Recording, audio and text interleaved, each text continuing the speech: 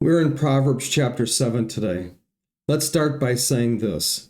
Proverbs will many times throw out a principle between one and several verses and then apply those verses to something specific in the verses that follow. Or do just the opposite and first say something specific, then throw out a principle. Verses 1 through 4 state a principle, which is listen to instruction, pay attention, value wisdom, etc., saying this: My son, keep my words and store up my commandments within you.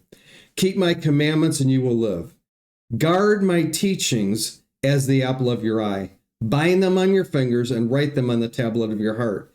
Say to wisdom, you are my sister, and to insight, you are my relative. That's the principle. Then verses 5 through 23, a large portion, applies these verses to a specific area of life, starting at verse 5, which says, that principle, will keep you from the adulterous woman, from the wayward woman with her seductive words. Then verse 24 goes back to the original principle of verses 1 through 4 and says again, Now then, my sons, listen to me, pay attention to what I say.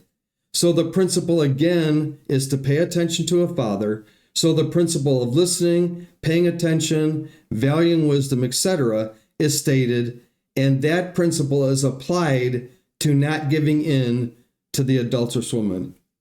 As we follow Solomon's advice of obeying wisdom, we will gain wisdom and avoid, and this is important, needless difficulty in life. I'd like to also note that Solomon didn't follow his own advice. He had 1,000 wives, not following that wise advice that he gave us. So don't ignore his advice. Just, and I hate to say it like this, don't do what he did, do what he said.